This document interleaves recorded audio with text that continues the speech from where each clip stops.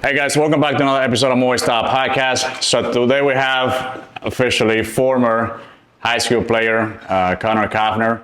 I've had the chance to coach him this year, and he's a pretty unique player, pretty interesting player, and I really love how he goes about playing the game the right way. And so I really wanted to get him on because hopefully this can be helpful for a lot of young kids out there or parents that are looking to go into college. And I kind of want to hear about his journey, how he got looked at by colleges, and obviously then signing with a college, and basically the whole journey, and a little bit about catching because that's his main position. So, Cavnar, appreciate you for being on today, man. How about you get started with introducing yourself, and then we'll kind of get rolling with the questions. Right. So yeah, like you said, I'm Connor Cavnar. I've been playing baseball ever since I could pick up a bat. And I went here all 4 years of high school, started as a freshman, team captain for 3 years now, ended up all-state in this year, and I'm going off to play at Johnson County in Kansas City. And when he means here, I means Westmore High School. So we actually won state this year, and so I thought it was pretty cool for him because he's a senior, so he gets to go to college now as a state champ. So now let me ask you this: I kind of wanted to jump right off the bat with catching. So because a lot of kids, they're afraid of the ball, right? Especially the block and everything. So what age did you start catching? I'd say probably about 6 years old. Yeah. They said, "Hey, who's the toughest kid?" 6 years old. That's not even kid pitch. Catching in T-ball. Yeah. Okay. All right. So what was the hardest thing for you when you were catching? Because obviously, you started pretty young. Right. So I think the toughest thing was just the mental block of there's a white thing coming at me, and I got to catch it or get in front of it. And as a young kid, you're kind of scared of that in a little way. Yeah. So when did you think you started to overcome that fear, of getting hit by the ball? And stuff I'd say probably about 10 years old, probably. Yeah. 10 or 11, which is when I really overcame the mental battle of it. But were you expecting every pitch in the dirt, or what was it? No. So really, I'd say it turned around so first year kid pitch was 11-ish. And then, so I was working on just receiving, just catching the ball. And then my dad took me out all the time, and he said, "Hey, man, you can't be afraid of the ball." And you're just spiking balls right in front of me and making me block them up, chest down. And I learned the hard way. So, I'd take a ball off my throat, arm, all that. And it just wouldn't be a fun time at all. But I had to work through the pain and just overcome it. And I was like, I got geared for a reason. Yeah. And just kind of overdo it. And one time I broke my nose. Took a ball off the nose. Blocking? I was playing first, and I took it right off the nose, and I was like, "Oh, I got gear now. Yeah, it's not going to be any worse than that." So that helped me a lot. That's funny. Yeah. No, I always ask that because I know, kids that are young, you got some kids that are pretty good, but when it comes to blocking, they're afraid of the ball, and so I always like to ask, how you got over that. Right. Yeah. Now I remember in the fall and early spring, every time you got hit somewhere, you would scream. Did that help you? Yeah, it's just the mental stuff. You just got to get excited. My thing was, I got to play excited. I got to play with energy, and it'll lead my team to play with energy and be together. Yeah. That's one thing that you definitely have. You're not a shy guy, I guess. Now let me ask you this. So just kind of walk me through the whole journey or how you got looked at. Did you send a bunch of, I'm talking about college. So did you send a bunch of, emails out to schools, or how did you go about that? I'd say it wasn't really emails. There was a lot of, "Hey coach, look at my highlight video. Hey coach, look at my pop times." Or, "Hey, I'm Connor Cavnar. I really love your program." I just DM on Twitter or Instagram, or most of the time I would go out to a camp. Mm-hmm. If I wanted to go to a specific school or in a specific area, I'd go out to that camp. I would fly out to that camp, and I'd shake the coach's hand. "Hey, I'm so-and-so," get a great first impression. And I would just do my best at that camp. Or see, my journey was, a kid was playing good in front of a college. Yeah. And they came to watch him. And I had a good game that day. And the coach pulled me over. He said, "Hey, son, what's your name? I wanna introduce myself. I'm Coach da-da-da from college." And he said, "I love the way you play. Love the way you showed out today. You play with effort. You play with heart." And he was like, "That's really important." And then so you can go to all the camps you want. You can send all the emails you want. But at the end of the day, it's just when you perform and who you perform in front of, because you never know who's watching. Right. That's a good point because, I always tell the younger ones too, you never know who's watching. And just like that, he didn't come, that one time he didn't come to watch you, but, you just happened to do great that day and he happened to be there. So, so that was perfect timing, obviously. Now, did you get a video of yourself like catching and throwing and hitting, or you would just, like you said earlier, you would just specifically send them one skill to the coaches? Yeah. Or just overall? What my journey is, it's been, they said they love in-game clips. So I'd say, "Hey, coach, here's a video of me throwing a guy out. Hey, coach, here's a video of me hitting an opposite field double." Because they say... But how long was the video though? Oh, just little clips, like each pitch. Okay. Or sometimes the coaches love full innings of you catching, or just really what you can get. Because they say anyone can be good in practice. Anyone can find a specific time where they're good in practice. But they want to see a time where you're out in front of the lights, in front of people, executing a job. Hey guys, if you would like to work with me remotely and learn what it takes to become an elite infielder, just send me an email right here below, or you can click the link in the description and book a call with me. Or you can also send me a DM, whatever you follow me, and I'll get you started on the right path. Right. Yeah. No, that's a good point, because obviously you got the kids that put up good, big numbers, like, velocity and all this stuff, but at the end of the day, can they play or not? Because that's really what the coaches care about. Now, when did you start sending out like emails and DMs and all that stuff? Like what age or what year? I'd say my sophomore year is when I got really into it, because at first I was like, if I can play baseball good, they're gonna find me. They're gonna find me. And unfortunately, that's just not how it is these days. Right. But because you gotta promote yourself. I like that saying. You gotta promote yourself. You gotta put yourself out there in front of people, because they're overwhelmed with so many kids. How do you stand out? So when you say promote yourself, you mean like go out of your way to send them an email, or just post like videos of you on Twitter and I'd say just there's nothing, you can't overdo it.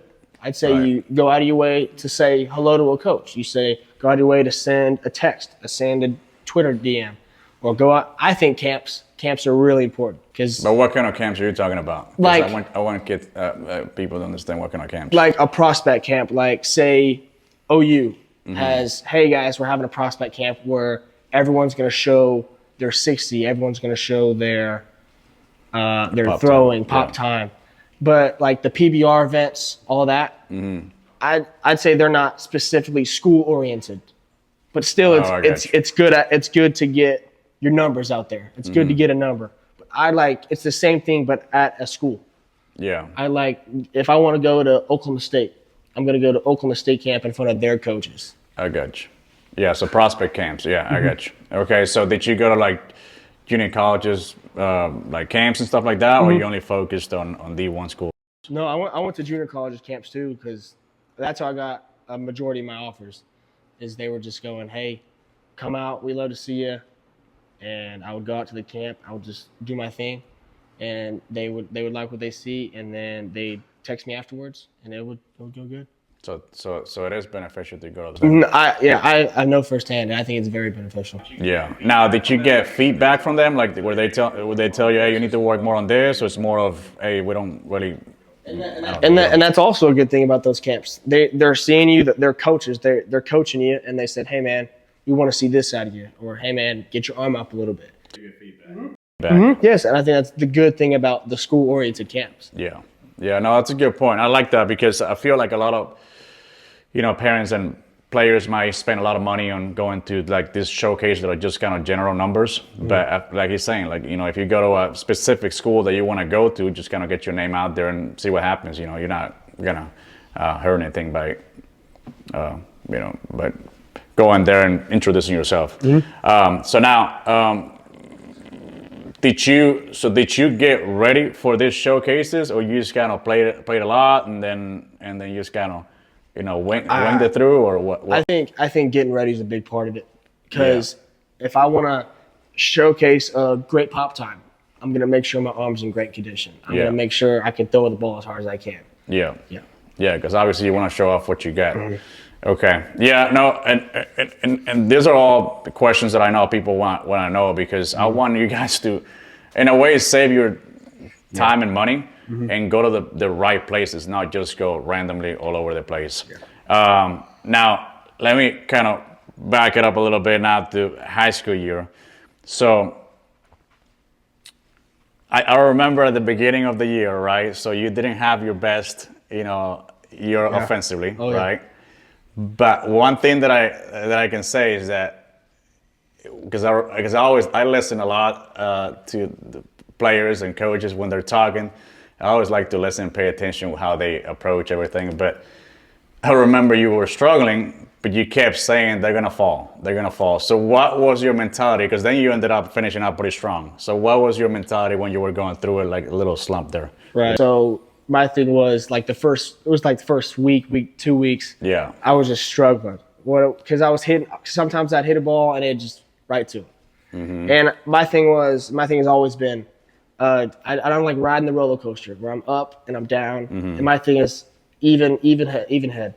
So like I'm level headed, and I just like saying, hey, I have an next at bat for a reason. They give me 4 at bats for a reason. It's not a 1 at bat game. And my thing, the mentality thing is, I don't ever want to get down, because I know I'm always in the fight. I'm always ready to go. And if I get down on myself, it affects a lot of other things. It affects my teammates. It affects them seeing, hey, my team captain's down. We have to play down now, and I don't want myself to bring anyone down. And just the positive mentality helps me out a lot. If I'm going up to the bat, like I was talking with you earlier in the year, if I go up to bat and I'm the best guy on the field, I got to play like the best guy on the field. But if I'm going up to bat, hey man, I'm struggling right now. I'm not gonna get a hit. It's probably not gonna happen. Yeah, I think that's a good point, because I think I heard it from, it might have been Derek Jeter. He said one time that the last thing you think is the first thing that happens, or that you do. And so like that's a pretty good point, because a lot of kids or a lot of hitters, they go up to the plate, they're just in their head they're thinking don't strike out, and that's the first thing that's going to happen. But I'm asking you this because I felt like you handled it pretty well, like when you were kind of riding that roller coaster there, which I know you don't like to do the whole, right? Nobody wants to go through it, but what were you doing in the cages? Like, what were you trying to focus on when you were struggling a little bit? So, like, my problem was I was getting under the ball a lot, and I was flaring it right, and I was trying to do too much with the ball, and I knew myself, so I was getting in the cage every day, and I told myself, be short to it and hit a ground ball. Like, I was making. But hit a ground ball where? To the right side of the field. Okay. Just I needed to take the second baseman's feet right off his body. Because my thing was, if I'm way up here, I need to be way down here. Like my thing is I got to make big changes if I want a small change. Like I need to make big mental changes. Right. And you just got to work on it. And I knew if I was going to work on it a lot, it was finally going to pay off. That was my thing. Right. And we talked about this off camera a bit. So obviously I got to see everybody, their routine and everything, and I let you guys do your own thing in the spring. We're trying to get in your guys' way because everybody's got their own routine. But some guys like to take a million cuts, and they never feel like it's enough. But with you, I felt like you had a different routine. Like I felt like you only took a certain cuts, or like what was your routine? Like when do you know? Okay, that's it. I got it. Like I feel good. See, my routine was, if it ain't broke, don't fix it. That's my motto. So I'd go up there. But you were struggling. Okay, when I was struggling. Right. Yeah, so when I was struggling, I just need to make sure I feel good. I need to make sure the ball's on the barrel and it's to the right side. So how many reps though? Is there specific reps or not really? My thing was either it's 20 pitches or it's 3 in a row. Yeah. If it's 3 in a row, it's money. That's where the money is. Yeah. That's where it is. That's where the money is. Yeah. No, that's a good point, because everybody's different. I'm not saying go out there and be lazy, but sometimes I feel like some hitters, everybody's got their own routine, but I feel like some hitters just abuse it. And then they're like, all right, one more, and one more, and one more. And before you know it, you got like 5, 6, 8 bat in a row when you could have just, shut it down, 6 pitches ago. And so like you said, like one more, one more, one more. And my motto is like, in real life, there's no one mores. Right. If I'm up to bat, I ground out of that bat.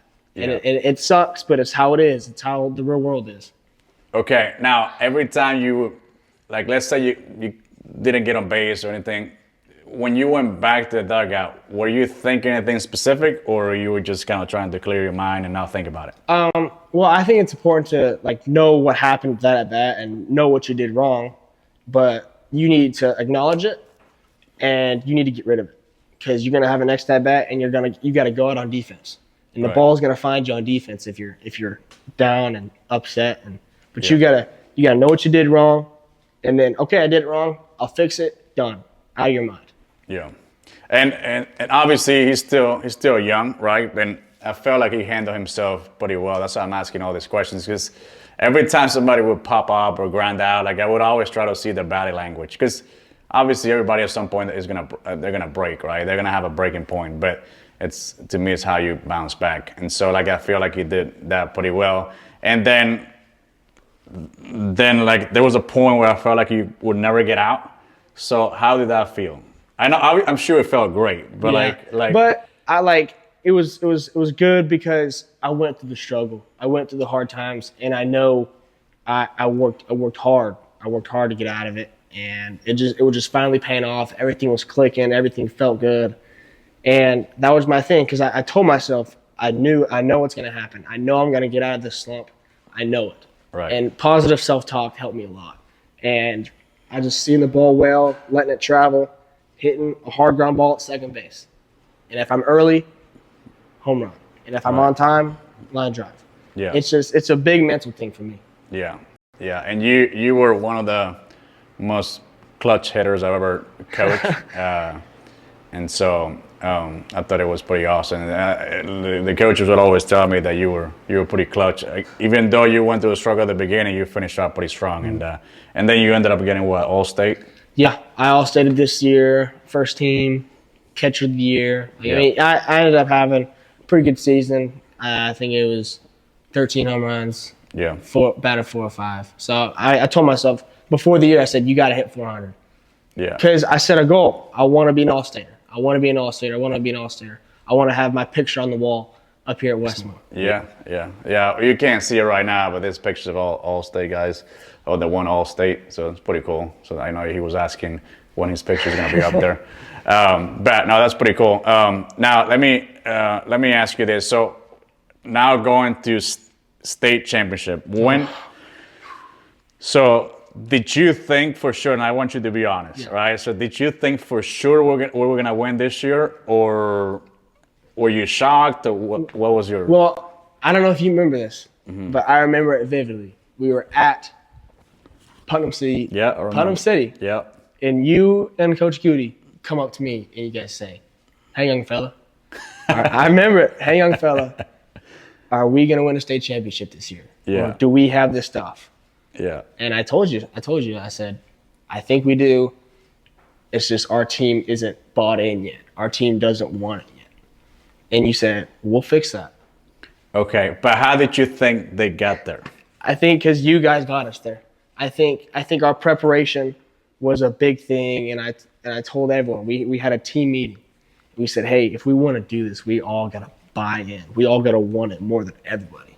Yeah. Because we had the skills. We just the whole year we had a rough patch, and everyone was kind of out of it.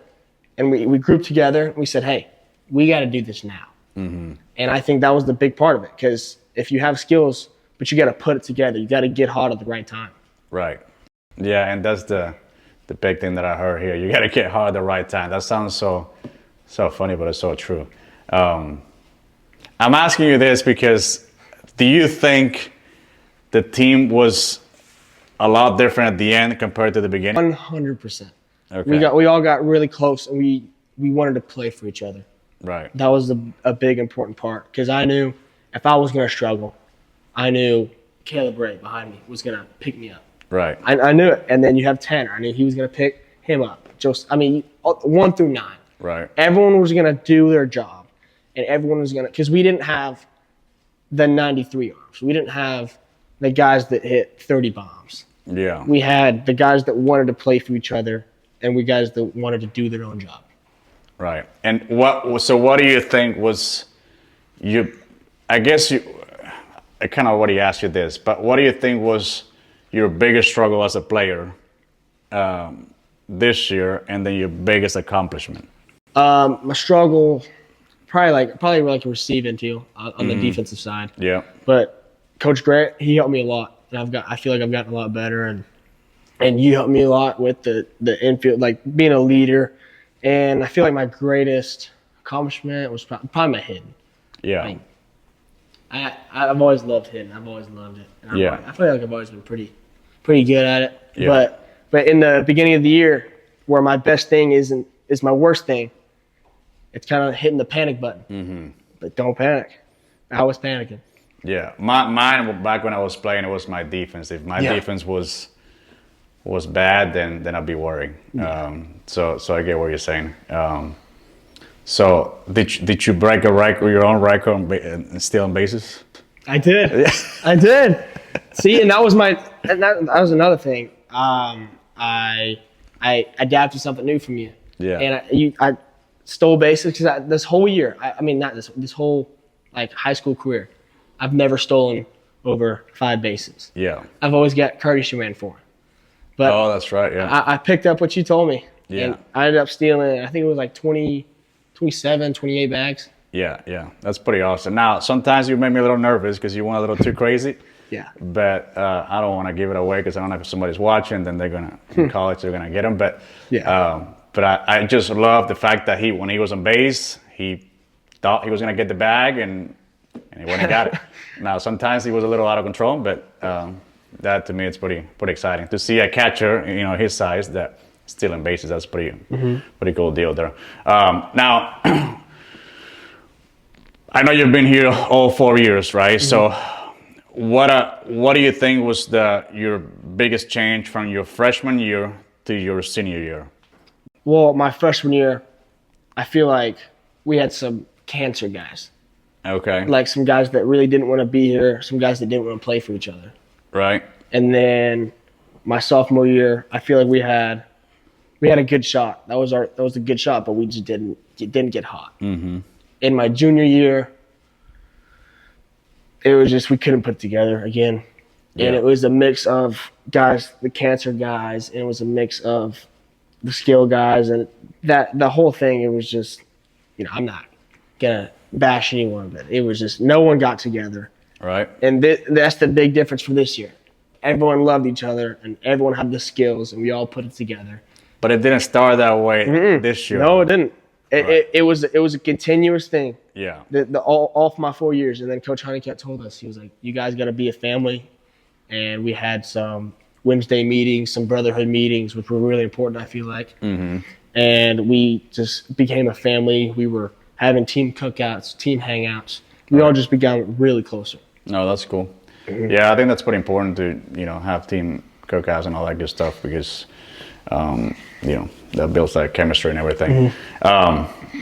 Now, do you have a specific routine to get ready to go play defensively and offensively? Well, we already talked about offensively, right? But defensively, is there a specific routine that you did before the game?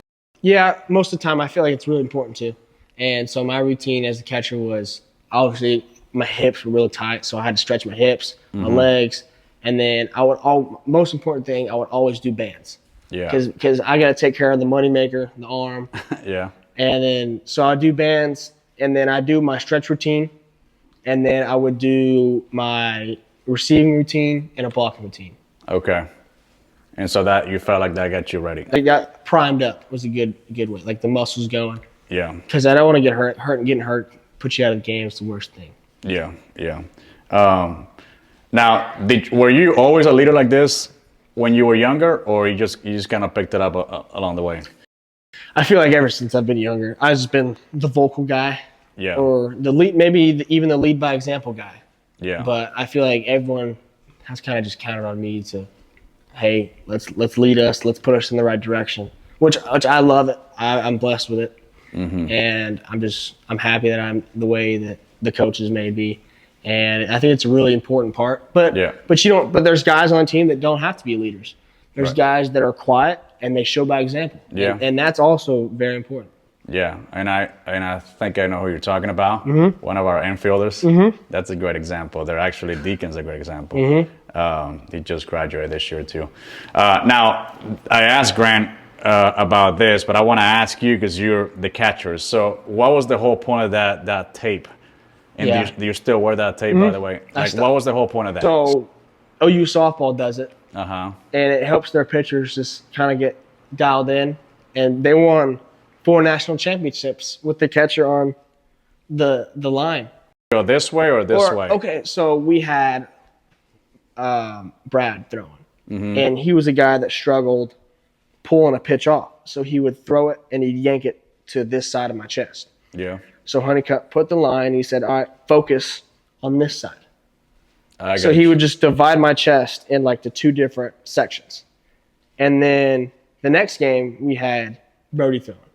And he was a guy that struggled with up to down movement. So we put the line this way and he'd miss up above this line. So we're like, okay, make sure to throw it below the line. It's just a little mental thing that maybe just ease their mind a little bit, just to simplify things, which I think helped a lot because they pitched the game of their lives. They just came in clutch. But I asked that because that's pretty unique. Like I never seen that. Even when I played, I never had anybody. I never heard of anything like that. So I thought it was pretty cool to just. I thought at first it was because you our coaches wanted the pitcher to hit that line, but it's more of what side of the line. I think so. Yeah. Yeah, I got you. That's pretty cool. Okay. Now, what do you feel like you need to work on the most before you go into college? So recently, I've just been working a lot of on the defensive side of the ball. Yeah. Because I feel like that's if I'm going to be a catcher, it's kind of a defense first position. Yeah. So I've been the guy with the strong bat, but I want to also be the guy with the strong glove. Yeah. So recently, I've just been working on a lot of receiving work and a lot of blocking work, and just make sure everything's fine tuned. Yeah. And I'm hitting every day. Got to hit a lot and keep everything fine tuned, but also not fine tuned. I want to improve everything. Yeah. No, I get it. What about are you pretty excited to go into college now? That's brand new. Yeah. I'm excited for a change. I'm excited for a new scenery, but obviously I've grown up around Westmore and I'm going to miss all this. Yeah. But it's exciting. I'm going to go be my own man and just become, something else besides an 18-year-old high school player.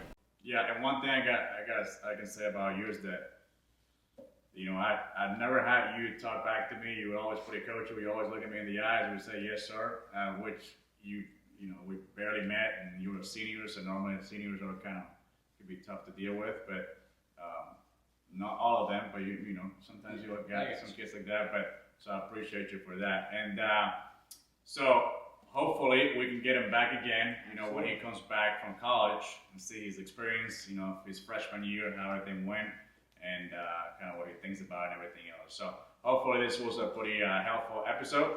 And if you guys are watching this on YouTube, please subscribe, give a like. And if you have any questions or any comments, just put in the comment section below. Until next time, keep it moist up.